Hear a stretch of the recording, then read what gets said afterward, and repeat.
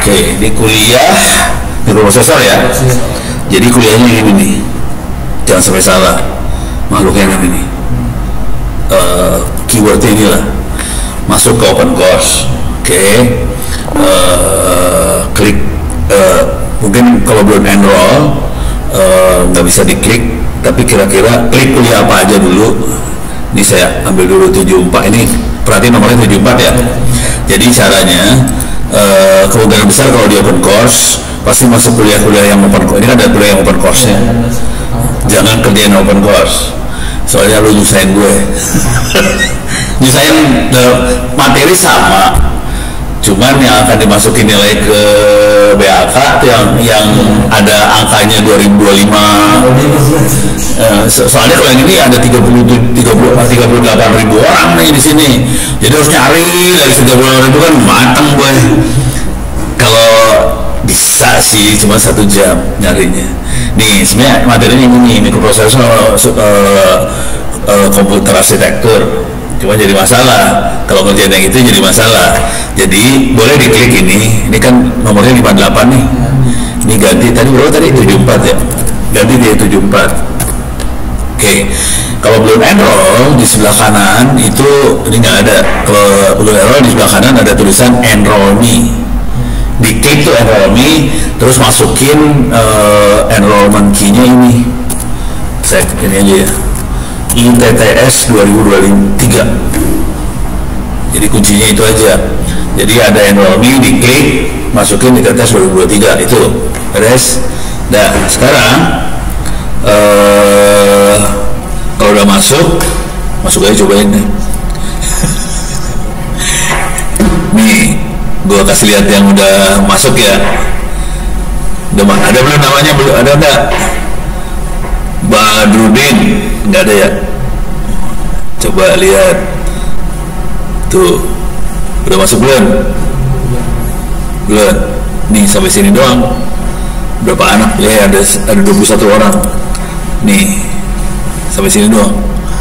Kalau belum ada, masuk ke situ. Ini buat mastiin doang.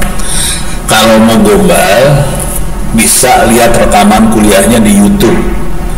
Kan ini kuliah ini juga ada yang kelas malam tuh. Jujur yang kuliah yang kelas yang ini kalah kalau yang malam, kalah cepat. Gara-gara minggu lalu kan ada AMD tuh. Oke. Jadi yang malam udah jauh. Oke. Nah. Jadi bisa lihat kuliah malamnya, tapi ini saya rekam lagi sih. Oke. Terus ya. Nah, terus di sini semua ada kuis nih, ada kuis, kerjain kuisnya bisa dikerjain dari sekarang. Terus ada UTS UAS bisa dikerjain dari sekarang. Jadi jangan nunggu pengumuman dari akademik tanggal sekian UTS, tanggal sekian UAS, jangan lu cari perkara lu kayak gitu. Jadi kerjain dari sekarang aja. Nah, yang jujur dulu ya, soalnya nggak susah sih sudah. Jadi kerjain sekarang supaya nilainya bagus. Oke, jadi kuis UTS UAS dikerjain dari sekarang. Kuisnya 10 soal tiap kuis. Jadi ini ada modul-modul gini kan.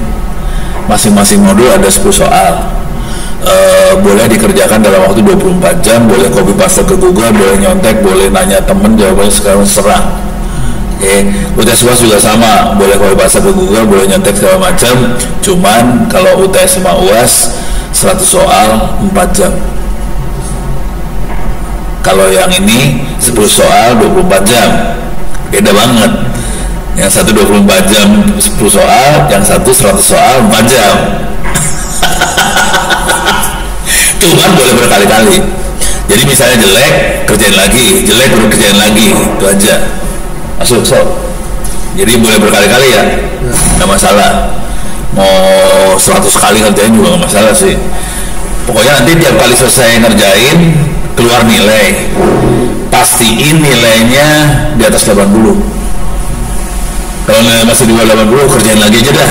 Syukur-syukur nilainya di atas 90. Kalau 90 lebih selamat. Beres ya? Nah, sekarang saya kasih lihat gambaran umumnya makhluk ini. Yang bagian awal itu akan cerita tentang mikroprosesor, seperti apa dalamnya. ilmu yang ini sebagian besar dosen nggak punya. Ini biasanya ilmu ini yang punya ilmu ini biasanya orang-orang teknik elektro. Saya ini teknik elektro bukan informatika sebetulnya. Karena teknik elektro menyamar jadi orang informatika. Jadi saya ngerti dalamnya prosesor seperti apa, cara bikinnya seperti apa tahu, ngedesain transistor di dalamnya tahu. Oke, jadi orang elektro banget sih sebenarnya.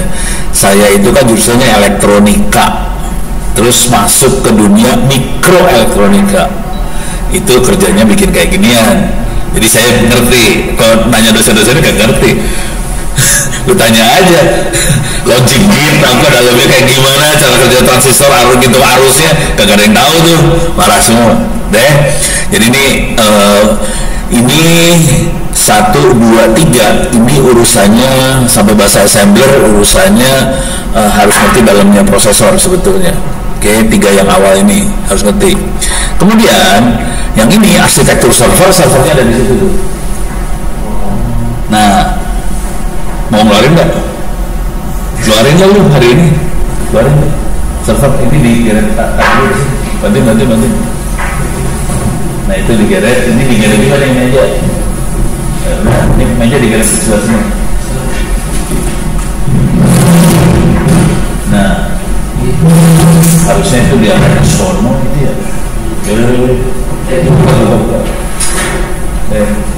Tarik ke 1. Tadi masukin lagi ya. Itu dari harusnya tadi ini sih. Seru kan?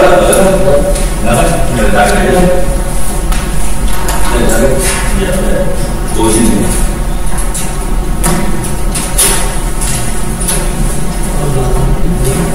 Apaan?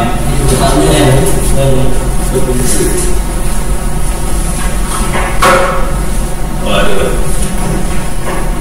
Harus kira ya, bantu.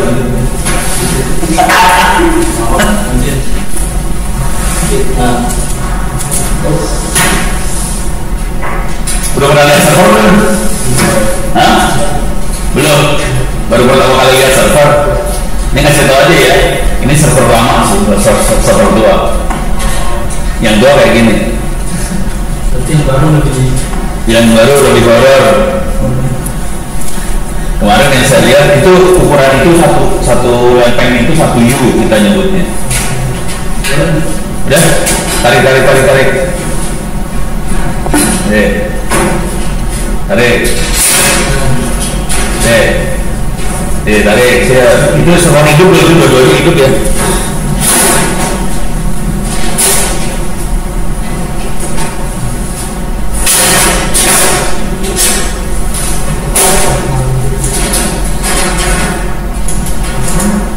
Taruh di atas meja. Ntar besok kita bongkarin ya. Taruh sini.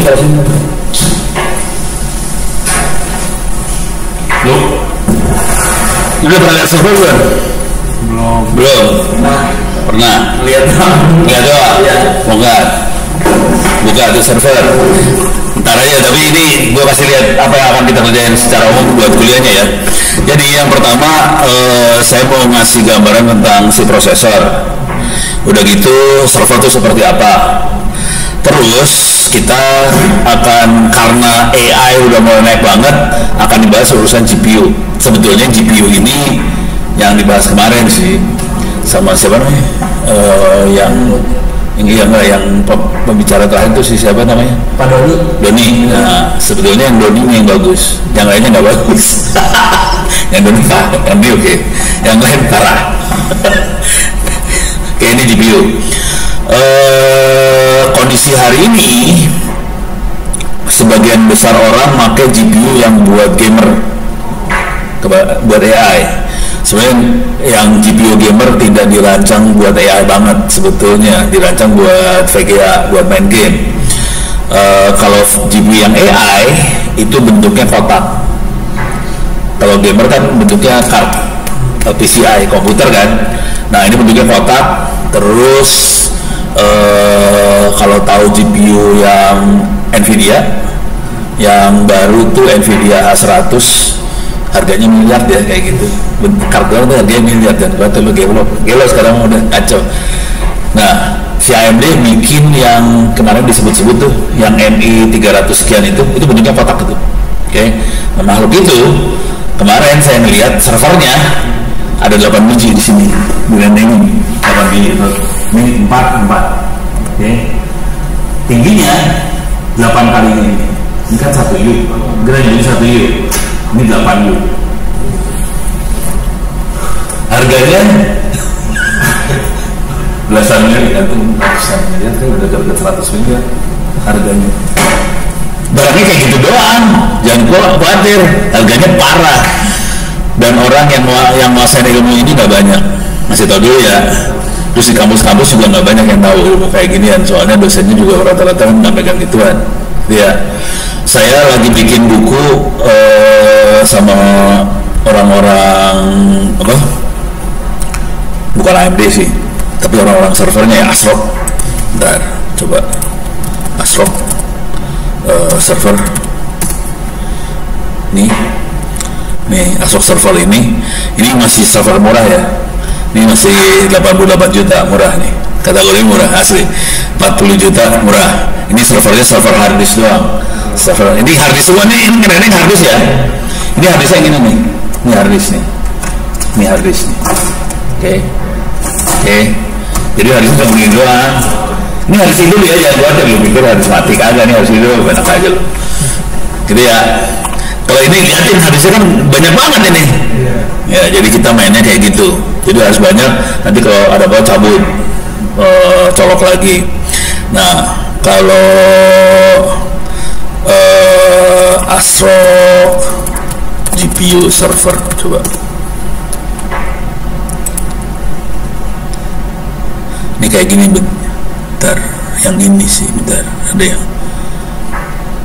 yang kelas-kelas yang kayak gini sih. Kalau ini dia masih berbentuknya card. Bentar, yang ini bukan. Rada-rada. Oh, kita masuk ke ASRocknya langsung ya. Lalu saja ASRock. Jadi saya lagi nulis bareng buku sama orang ASRocknya langsung di Taiwan, dia lokasinya. Tapi dia orang Indonesia sih. Jadi sekarang udah kayak gitu sih, orang Indonesia ada di luar gitu ya. Nah, yang ini, yang ini nih dia, yang ini kemarin makhluk yang ini bisa di ini nggak ya? Ada fotonya nggak ya?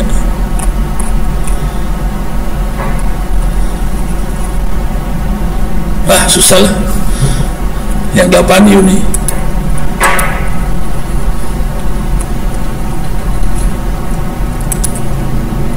GPU server 8U, MI mana MI? Ya nggak tahu. Jadi kalian dibawa barangnya. Jadi saya udah megang barangnya, jangan khawatir. Harganya ratusan M itu, dilus-lus gini doang. Boleh ya.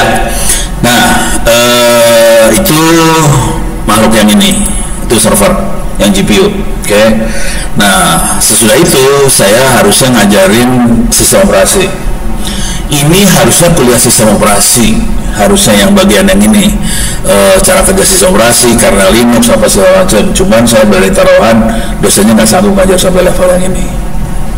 Ini soalnya di sini ini compile kernel Linux, bikin Linux. Nah, dosennya nggak bisa.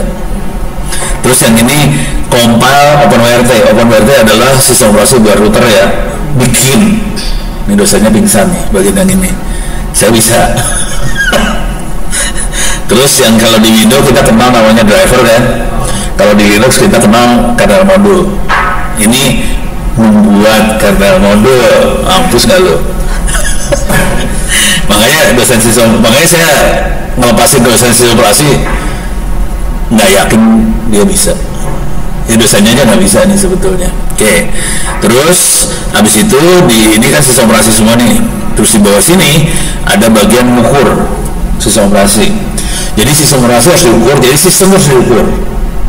Bisa. Ini kejadian di Tangsel ya, Pemkot Tangsel. Mereka mau beli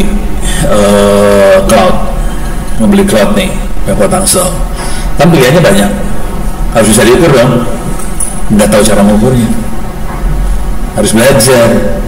Jadi kalau kita beli sesuatu, jadi tekniknya kalau nanti kerja segala macam, tekniknya gini. Kalau nentuin barang mana yang bagus, kita nggak bisa baca spek. Spek mah nipu semua dah. Jangan pernah lu percaya sama spek aja. Jadi caranya ngomong sama vendornya, sama suppliernya, lu taruh barang lu di sini sebulan atau 2 bulan, gua tes. Jadi barangnya semua ditaruh. Jadi kalau misalnya kalau mereka lagi, kalau kan ada Proxmox, ada OpenStack kalau mau butuh ya, ada LXD, ada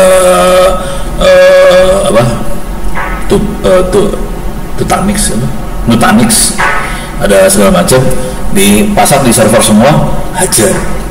Semuanya dihajar, terus diukur paket per secondnya gimana, kemampuan handling bebannya kayak gimana, delay-nya kayak gimana, semuanya diukur semua. Nah ini diterangin di sini nih, benchmark sistem operasi. Ini saya kayak gini keluar saya paper jurnal ya, jangan buat gitu. Ada paper jurnal ya, kayak ginian tuh. Ini beres. Nah terus abis itu ini harusnya bukan kuliah microprocessor juga, ini Arduino. Ini sebenarnya kuliahnya IoT. Ya, ya kan ini semua elektro semua aja sebenarnya.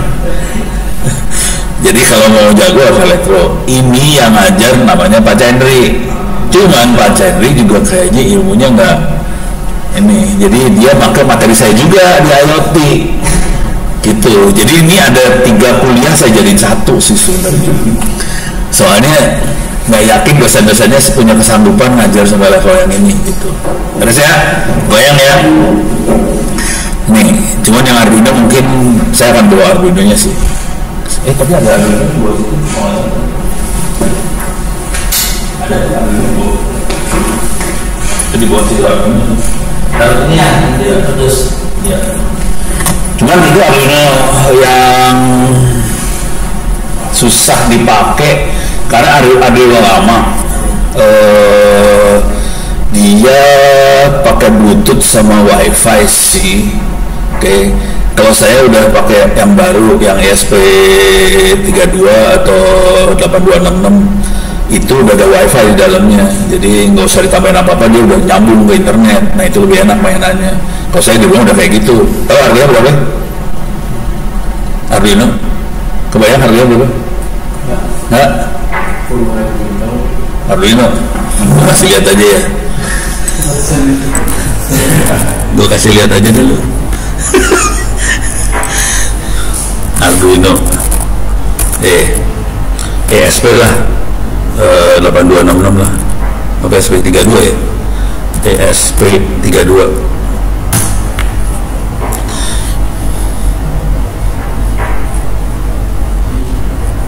Nih yang paling murah segini nih, tapi kira-kira sekitar 56 nih. Ini bukan ini. Oh, ini WiFi nya doang nih kayaknya. Amannya 50 ribuan nih. Anjir. Nih. Nggak tahu nih bohong-bohongan. Nggak percaya kalau udah kayak gitu, kemurahan soal harganya. Iya bener 13.000 goblok ya. Oke juga nih harga 13.000 ya. Hanya cash. Tuh cuma dikasih gini aja, penipuan lo. Makanya lo nggak percaya, kali 50.000 bener sih. Jadi rate-nya sekitar 50 perak. Cuman saran saya gini, itu beda utamanya ada komunikasi, ada wifi atau wifi lah rata-rata. Nah yang makhluk itu nggak ada wifi-nya. Jadi kita bisa nyambungin sensor segala macam, kita bisa dapetin hasil sensornya segala macam, tapi komunikasinya yang parah di situ. Itu aja yang makhluk yang ada di situ.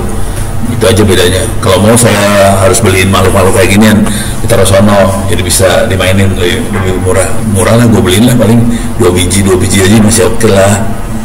Ini 10.000 mencurigakan.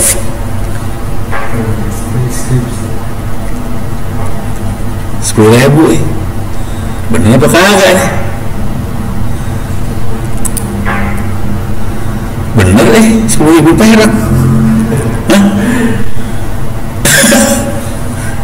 Saya suka nggak percaya kalau terlalu murah sih. Soalnya ini 10.000 perak nih, harganya harga goblok ini harus dulu. Cuma rata-rata kalau mereka ngasih itu nggak ada. Jadi kalau dilihat nih bentuknya gini nih. Ini ada ininya kan, ada colokannya ya. Colokannya masih solder dulu, jadi lepasan deh. Dia belinya lepasan, nyolder. Udah pada pernah nyolder belum sih? Belum, rese lu. Nyolder kayak gini hati-hati, jangan saya bleber-bleber, bisa koslet semua ntar, kacau. 10.000 perak tapi kosletnya nggak lucu. Tapi ini anjir banget 10.000 perak. Bentar gue masukin ini dulu ya bentar. Ini bentar masukin sini dulu keranjang. Oh ininya doang, rese lu. Kabel micro USB. Ininya mah kagak 75.000. Ah ketipu gue. Bentar. Jadi harga yang paling murahnya adalah paling murah terendah. Sorry gue jadi belanja ya.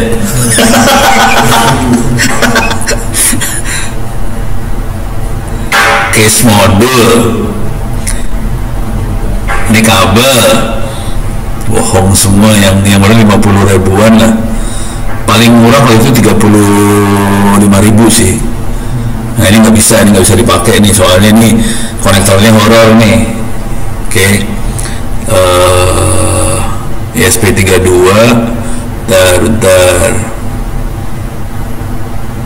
ini nih yang ini kayaknya paling murah udah 42.000 sekarang. Ini 100 biji kan, ini cuma 9 nggak percaya gue, 100 gue masih percaya dia. Kayaknya ini paling oke yang ini kayaknya nih. Mana tadi ini ya. Oke, taruh dulu di inilah. Jadi saya ntar mesen buat 3 biji.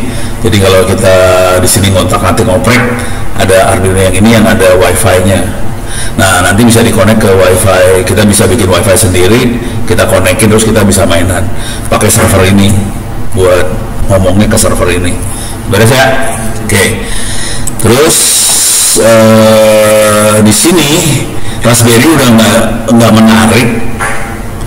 Pada zaman dulu kala Raspberry menarik. Soalnya harganya $35, jadi 300.000. Ini komputer 300.000.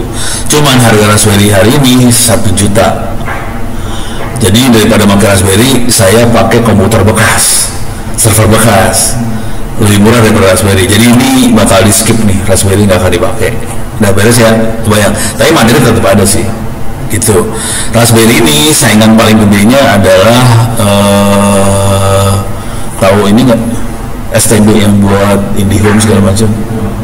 Nah saingannya itu Raspberry gitu. Cuman kalau yang STB itu konektor buat sambungan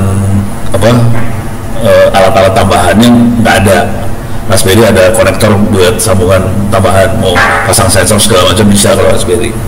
Kalau IoT yang ini, jadi ntar kita akan ambil waktu buat ngoprek kayak gini. Yang kasihan di sini adalah yang anak-anak malam kan pakai Zoom, nggak bisa lihat jadinya. Lu pada beruntung lo datang bisa pegang server. Oke. Sekarang saya kasih, kita punya waktu saya jauh dulu kan. Oke. Sekarang saya kasih lihat ini dulu arsitektur komputer. Oke. Bisa dilihat di sini nih ada materi-materinya. Tapi kira-kira cara ngelihatnya gini dah. Saya 80 yang paling gampang. Saya 80 tuh prosesor jadul 8 bit kecil, jadi kita gampang melihatnya. Oke. Saya mau cari image ininya, potongan prosesornya. Oh ini dia. Ini dalamnya prosesor ya. Kalau prosesor benernya mah kayak gini bentar. Tadi prosesor benernya bentuknya mah chip kayak gini. Oke. Jadi buat saya merahnya gini dulu deh. Masuk ke ruang clean room pakai baju astronot yang putih. Masuk ruang clean room kerjaan gituan. Masih nggak kebayang ya. Dan hati-hati di situ. Saya hampir mati. Ya iseng soalnya kan itu ada tempat buat cuci apa bahan kimia, udah dikasih kaca sih sebetulnya, kasih kaca supaya kita jangan menghirup itu kan. Gue iseng aja kaca dibuka, baunya gimana sih? Hampir mati. Soalnya itu ada cyanida segala macam, parah. Kita mainannya parah banget sih sebenarnya kalau tahu. Oke, sekarang ini ya, nanti prosesor yang prosesor aja bentuknya kayak gini bentuknya.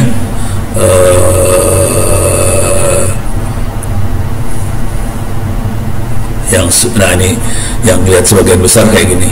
Oke, yang lihat semuanya. Kalau apanya?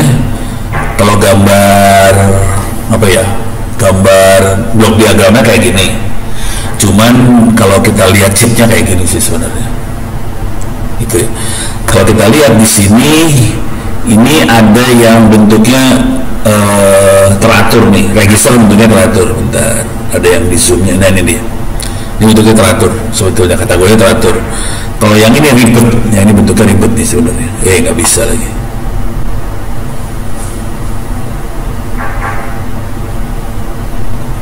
Bisa di zoom ya. Jadi makhluk ini teratur, yang ini teratur, yang ini ribet nih. Oke, bisa saya zoom ya.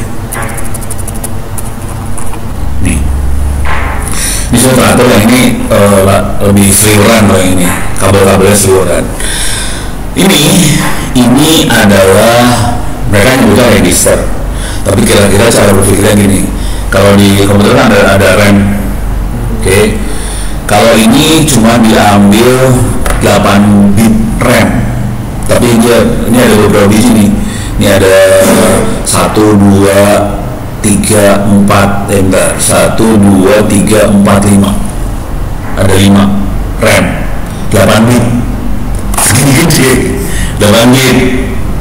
Kalau kita kan udah 64 bit ya, atau ada 128 bit segala macam. Ini 8 bit doang. Oke. Nah, yang sebelahnya, yang di sini, yang sebelah sininya ini adalah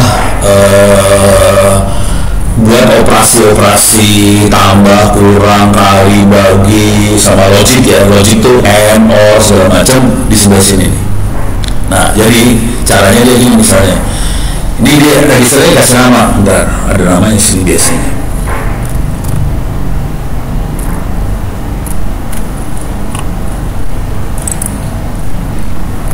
Nih, A B C D E. Nah ini register nih, A B C D E ini ya, ada dikasih nama lah. Nah misalnya isi A ditambah dengan B, jadi semua data dari RAM yang gedenya dikirim dulu dalam A dan B. Itu ada perintahnya load dari RAM masuk ke sini. Nah udah gitu kita kasih perintah lagi A ditambah B, hasilnya dimasukin ke A gitu. Jadi ada add, atau A kurang B, hasilnya masukin ke A, atau di A di OR sama B, bisa kayak gitu. Atau kita bisa juga kayak gini, cek A 0 nggak? Kalau A 0, jam kemana? Loncat.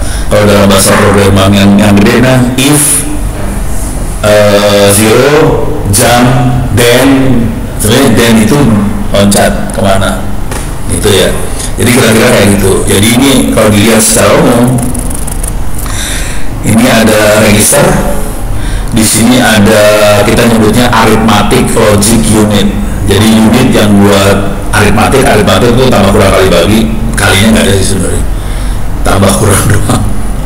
Bisa cuma tambah kurang. Terus logic and or, nor, NAND gitu. Nah di sini yang atas ini adalah bagian tabel gini.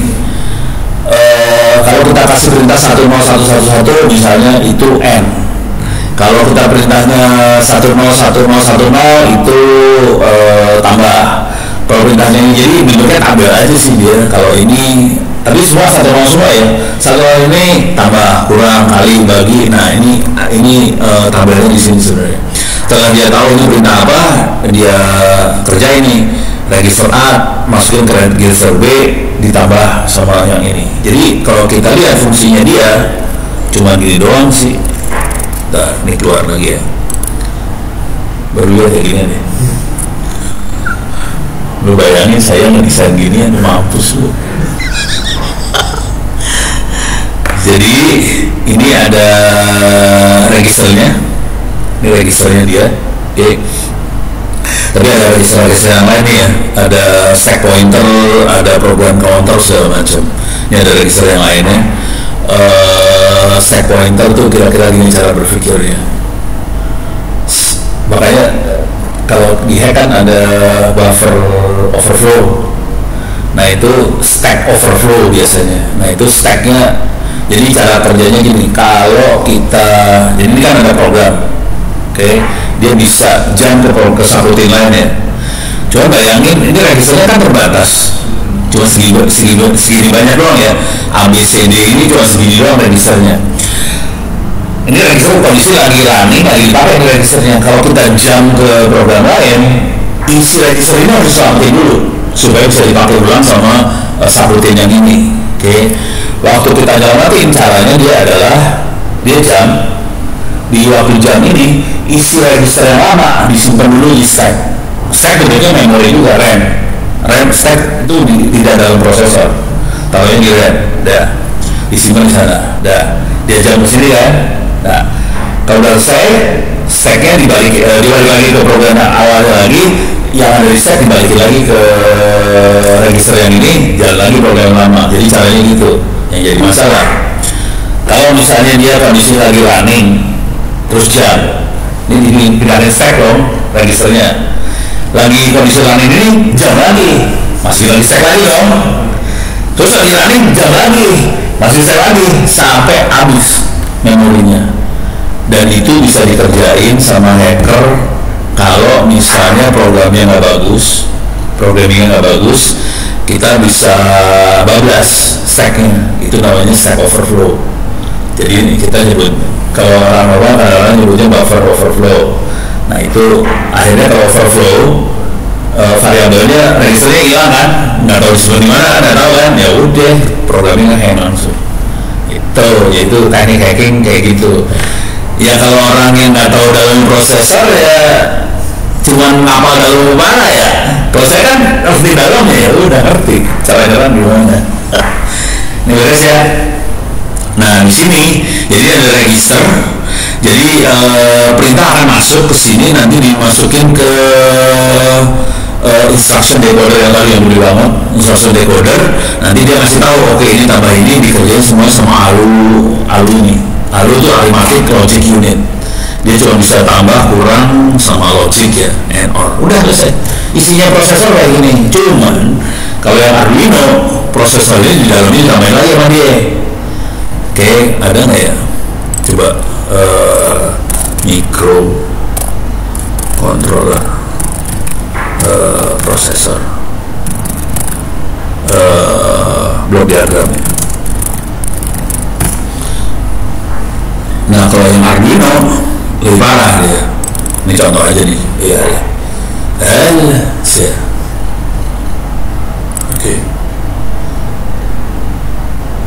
Oke.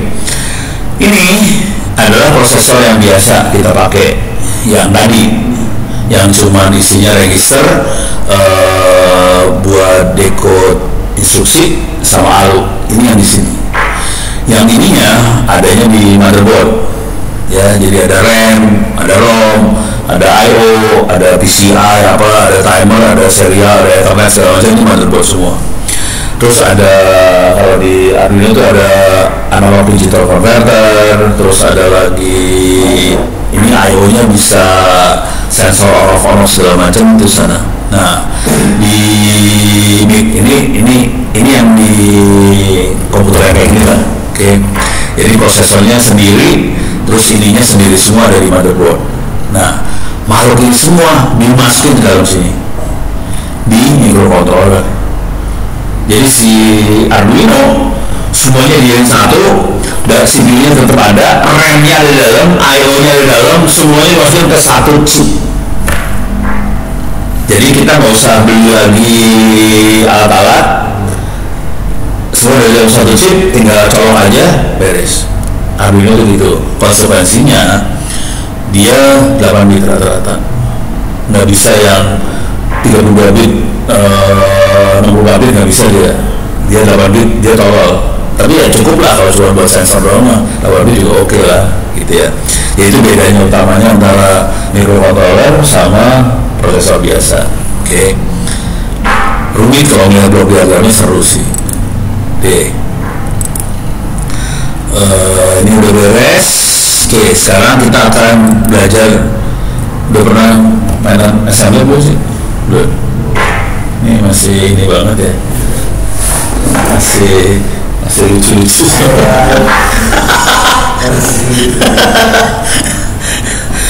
Nah, ini beres ya. Ini kalau mau lihat lihat lagi lah bisa nih. Nah, kita perlu belajar bahasa assembler. Bahasa assembler sebetulnya, jadi si prosesor bahasanya 1010 sebetulnya.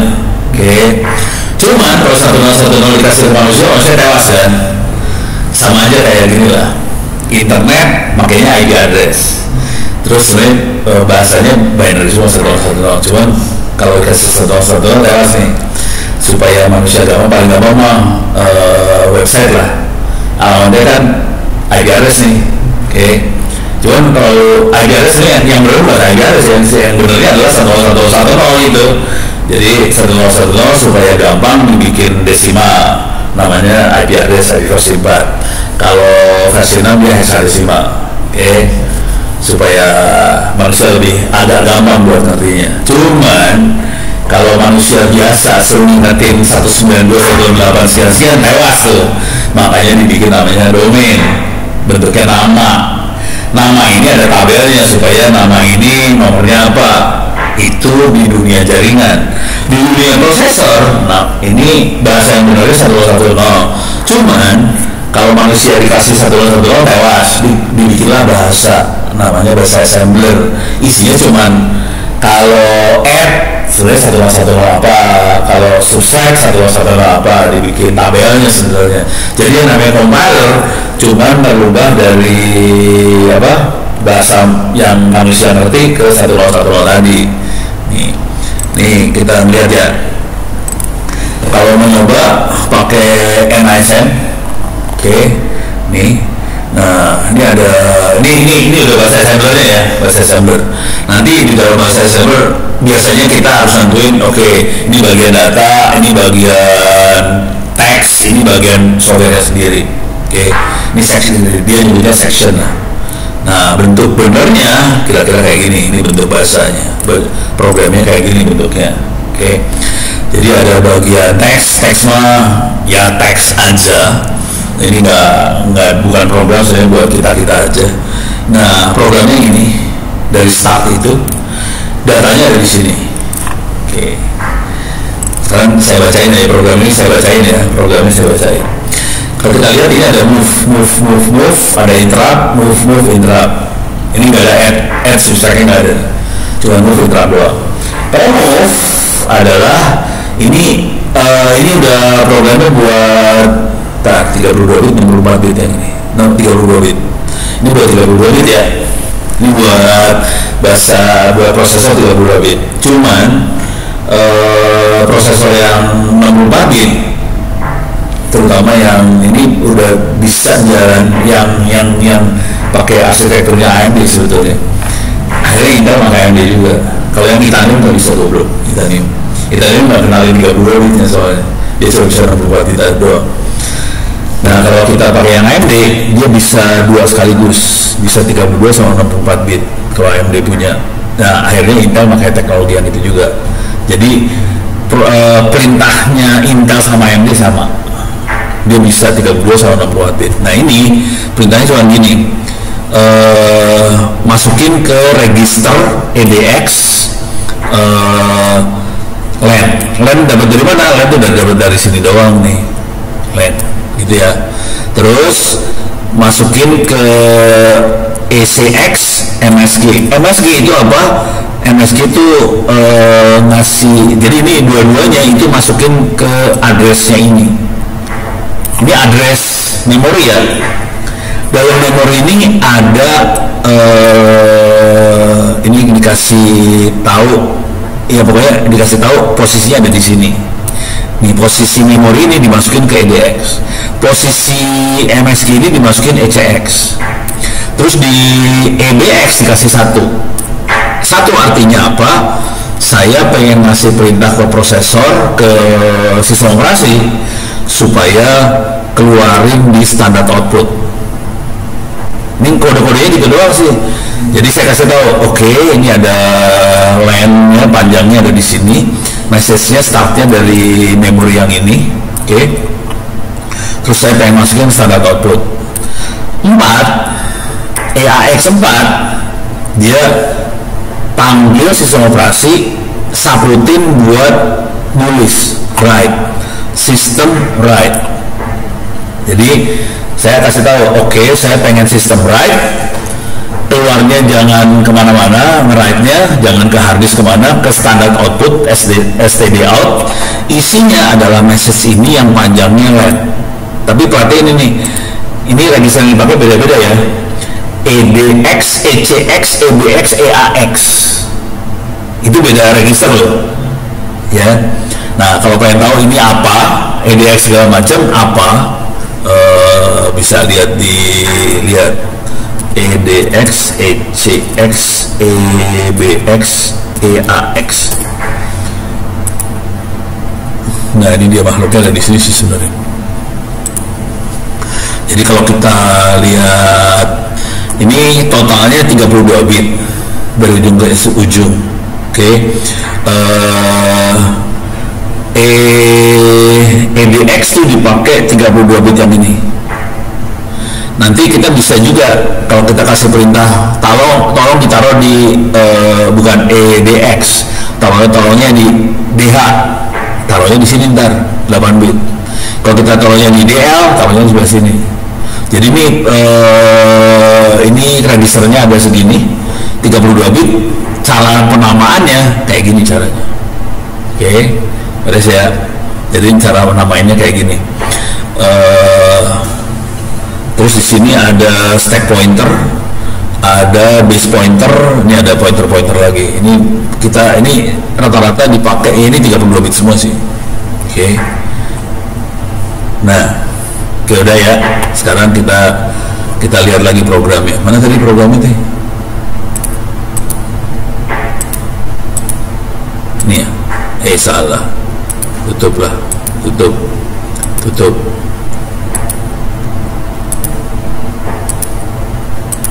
Mana tadi itu? Hah? Sampai yang WordPress. Ini. Oke. Terus di sini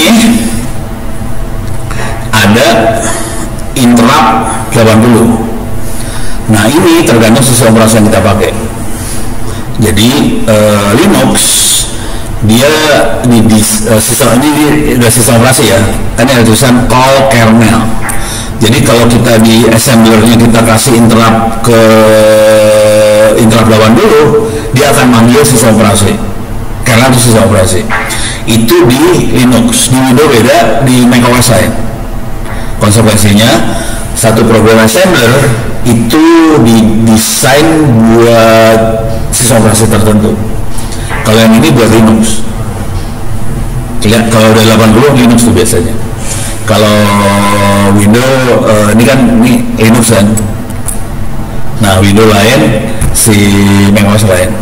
Kita rata-rata lebih gampang main di Linux sih sebetulnya. Nah ini untuk ngompar ini kita pakai NASM. Caranya gimana ya? Gampang sih. Oke. Salah.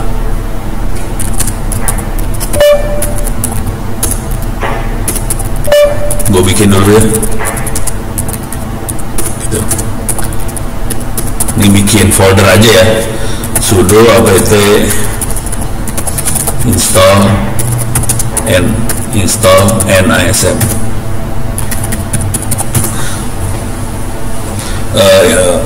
Assemblernya saya install. Ini cuma gini doang, gampang. Kalau pakai Windows puyeng. Jadi tidak rekomend pakai Windows. Sebaiknya kalau udah mulai ngoprek segala macam, mending pakai Linux lah, lebih gampang hidupnya. Ini udah install NASM-nya, harusnya ada sih di Windows juga ada. Tapi ininya beda, nanti call-nya lain ya. Call. Nah sekarang kita akan bikin program, kita kasih namanya. Ini Hello ASM. Kita kasih nama Hello ASM ya.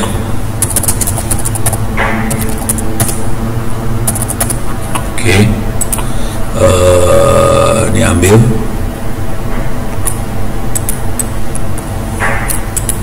Copy. Paste. Oke. Gue paste programnya. Ini udah bahasa assembler loh ini udah. Tapi bahasa yang bisa dibaca manusia nih ya. Karena ini move lang masukin ke DX, move MSC masukin ke lang itu yang ini nih. Posisi yang ini MSC masuk situ. Udah. Nanti dia tulisnya hello world. Bisa kita ganti sih suka-suka lu aja sih. Misalnya hello ITTS. Oke, sorry. Ini ada 0XA itu enter. 0XA itu enter ya. Sesudah enter, terus di sini posisi memori selanjutnya itu length, panjang total karakternya itu length tadi. Oke. Tambahin ya. Apa kabar? Tanda seru, tanda tanya gitu ya. Udah. Suka-suka lah. Nulisnya enak juga lah. Deh. Save. Dah. Coba dilihat more Hello ASM. Nih ya programnya ya, bukan suara bukan sihir. Oke. Sekarang kita akan compile. Caranya gimana? Cuma gini aja. NASM elf Hello ASM. Ini compile. Tapi belum jadi exe. Kita lihat dulu ya, kita dulu layar ls. Ini cuma ada satu file namanya Hello ASM. Oke. Saya paste nih NASM elf Hello ASM. Enter. Ada yang salah.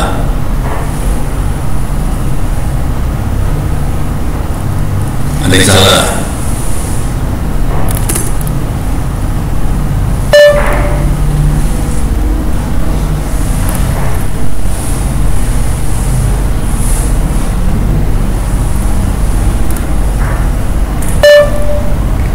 Ada yang salah di mana nih? Parah nih. Tar. Biar kagak punya kepala, gue bahasa kecacipin dia dah.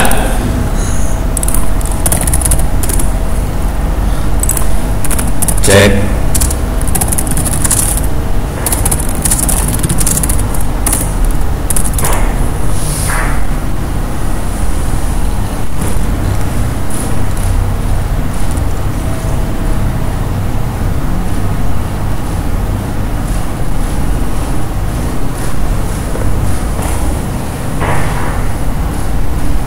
Lama juga ya.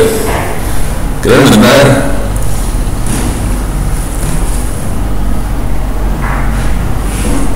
Ini cuma mau gitu beres sih. Tapi nanti saya akan demoin ada dua website ya. Tapi satu aja deh yang bisa simulasi assembler. Jadi bentuknya simulasi, kita bisa melihat dia akan masukin ke register mana, kelihatan sih. Evaluasi kode assembly. Buset. Oh, ini ada spasinya. Coba lihat, emang bener. Oh iya, ini parah nih. Ini kurang spasi doang, anjir goblok. Parah. Sisanya sih udah bener sih. Cuma ini doang sih yang salah ini doang. Ya udah, oke udah, cobain, tuh beres ya. Buat soal sihir, ini sekarang ada hello.o. Itu objek code, belum sekitaran. Oke, untuk keran ini kita harus masukin ke linkernya di link. Masih dari ini ya. Ini hello-nya udah jadi. Sekarang kita pengen bikin exe-nya, kita load ini. Jadi di load ke ini elf i386 ini. Terus outputnya filenya namanya hello. Oke.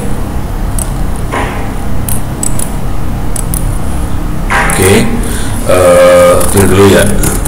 Kita punya dua file, hello ASM sama hello O. Saya paste nih. Ini L. Oke, coba kita lihat ada file tambahan namanya hello. Hello-nya kita jalanin cuma gini doang. Hello, ini jalanin ya. Jangan lupa baca loh. Bismillahirrahmanirrahim. Enter, keluarkan. Oke, ini langsung dia ngomong ke prosesor deh. Mau prosesor 32 bit. Terus langsung dia nge-print. Karena kita suruh kasih perintah itu. Tapi kalau kita pakai assemblernya punya Windows, nggak bisa. Beda soalnya assemblernya, interrupt call-nya beda. Ini 80. Kalau itu lupa mana ya. Coba bisa diminta kesini sih. Mana tadi? Ini ya.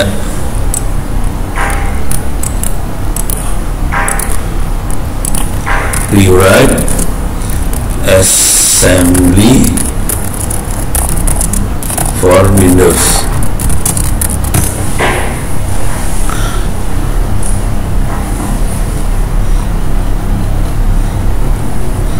Beda banget ya.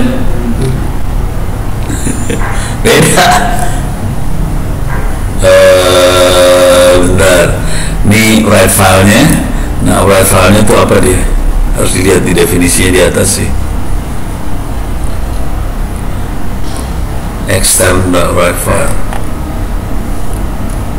Ribet lah. Pusing gue.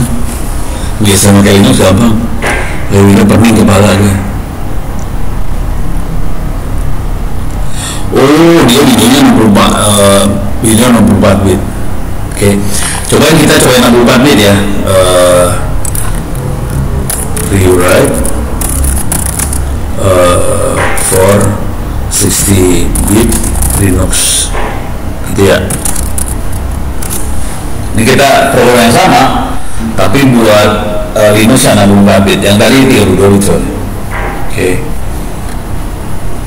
Beda sih, programnya lain. Ini buat 64 bit ya. Oke. Dia pakai syscall di sini. Syscallnya udah ada di assemblernya. Oke, sekarang kita ambil ini. Ini perhatiin dia rubah loh. Datanya taruh di atas. Tadi kan berada di bawah. Saya taruh di atas. Oke. Global startnya di sini. Kita startnya di sini. Ini RAX, RDI, RSI beda. Jadi nama registernya lain. Oke. Nanti harus dicek lagi di Google. Ini bagian yang mana dari register yang 64 bit yang dipakai. Oke, ini saya akan ambil.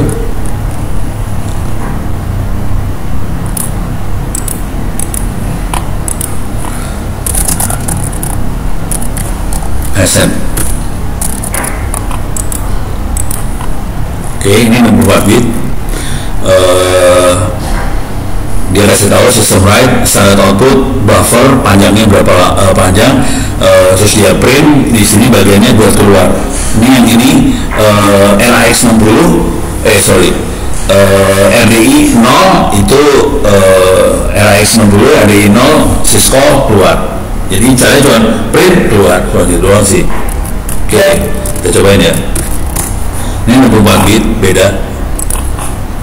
Jadi perintahnya adalah yang ini, mirip, tapi di sini beda elf-nya, F64. Tadi elf doang. Oke, paste. Oke, kita udah dapat objek code sekarang. Yang dia bikin yang ini hello 64O yang dia buat. Sekarang saya akan link makhluk ini. Bentar, ini.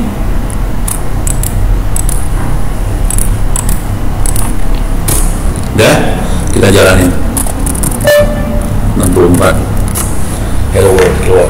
Tapi ini 64 bit, yang tadi 32 bit, beda loh. Dalamnya beda, keluarnya sih gitu-gitu lagi, tapi dalamnya beda banget sebetulnya. Jadi itu bedanya 64 dan 32 bit kayak gitu. Lain, perintah-perintahnya lain sebetulnya. Terus ya, baru tahu ya. Teman yakin sih dosen lain suruh ngajar kayak gini saya langsung. Sekarang saya akan kasih lihat kuliahnya mana? Bukan.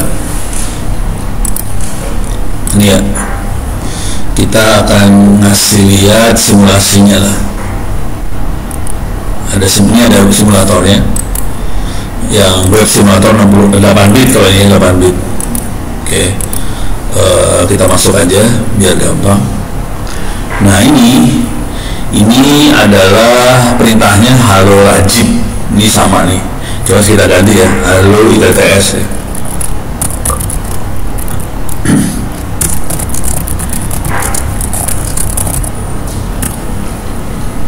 Ini ya. Jadi database banyak nih. Oke. Terus di sini hello, address ini dimasukin ke drive C, drive lagi register C. Udah gitu outputnya diarahin ke 232 itu kalau nggak salah di bawah-bawah sini lah, di bawah-bawah sini di 32 ini kalau nggak salah. Ini udah semuanya. Jadi kalau ini semua memorinya dia. Memori yang ini nanti keluarnya di sini, tapi dia berbentuknya memori. Jadi bentuknya address memori, tapi akan dikeluarkan di sini nantinya. Oke. Terus call printnya sendiri. Nah ini ada kalimat push itu nyimpen si register ke stack supaya nggak ketimpa, isi variabel yang lama nggak ketimpa, ditaruh di stack, terus baru dia nge-loop di sini buat ngeprint karakter satu-satu. Nah kalau yang tadi kita caranya kan call ke sistem operasi, kalau ini dikasih lihat prosesnya sendiri. Jadi kalau kita perhatiin di sini kita push, udah gitu karakternya diambil dari C. Oke. Ini kita isi dengan address. Kalau dikasih ini, dikasih apa sih namanya? Kurung kotak. Ini kurung kotak. Dia nggak ngambil addressnya, diambil isi memori yang ada di address itu. C-nya sendiri isinya address, tapi yang dimasukin ke A adalah isi address itu. Terus isi address itu dikirim ke D. Oke, D itu apa? D itu output akan keluar di sini. Udah gitu di increment, dinaikin 1 supaya dapat karakter selanjutnya E. Gitu.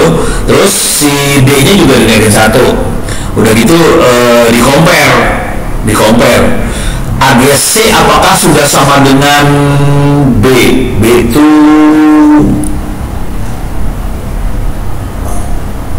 itu ini 0 gitu ya. Apakah apakah udah sama? Kalau udah sama, soalnya di sini ujungnya 0 sih.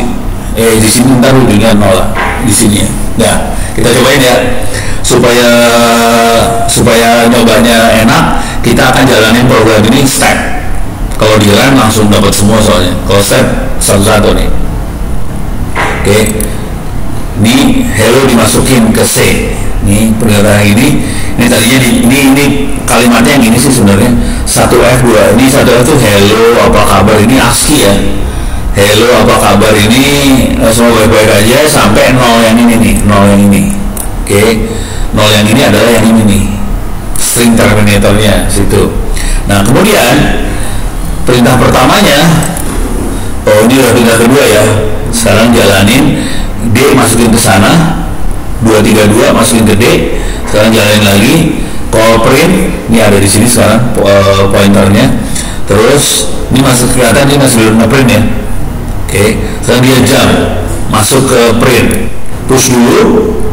Ini kalau kita push, kita lihat A-nya di push, A kemudian A sama B kosong sih di push, tapi C sama D ada isinya nih gara-gara di perintah ini ya. Ini D-nya tuh yang ini 232 tuh hashnya E8. Oke, terus kita jump lagi step push B, B-nya di push. Sekarang kita step lagi Nah, B-nya ini kita isi 0, B-nya. Nih, jalin lagi. Nah, di sini, oke.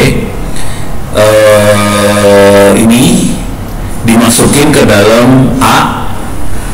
Terus A ini yang perintah ini akan keluar di output nih. Oke, ini output masuk kosong nih ya, bukan suara, bukan sihir. Bismillahirrahmanirrahim, klik. Oh belum, baru di move, lewatin, keluar. Oke, sekarang pointernya kita naikin satu-satu. Saya sama dia kita naikin satu, udah compare. Udah 0 belum, karena tadi ininya 0 nih, buat ujungnya kita kasih 0. Oke, udah compare, udah 0 belum 0, naikin lagi. Jam non-zero ke loop. Kalau non-zero pindahin ke sini lagi, loop terus. Jadi perintahnya JNZ jam non-zero ke loop. Oke, kita jalanin sekali lagi. Harusnya keluar huruf ini, ntar lagi di move, masukin ke A, E nya, A dimasukin ke D, sekarang dikeluarin, keluar E. Terus lagi masukin A masukin ke D, L, keluar. Nih keluar L nya, gitu ya. Kalau capek rananya udah satu-satu nih, satu-satu dia hello, gitu aja udah, dimin aja udah, keluar deh. Ini kebetulan clocknya 4 Hz kalau nggak salah. Mana clocknya? Ada settingan clocknya sih sebenarnya. Mana? Mana? Oh ini dia, 4 Hz ya. Kalau prosesor kita yang dipakai kan GHz tuh, 2,3 GHz, 4 Hz, jadi kita bisa ngeliat tetap jalannya pelan. Kalau kecepatan mah nggak seru ngeliatnya, langsung jadi aja garing. Kalau ini enak liatnya, gitu. Ini assembly kayak gini sih bentuknya, cuman. Udah beres ya, assembly beres ya. Oke. Sekarang ini saya save dulu, stop.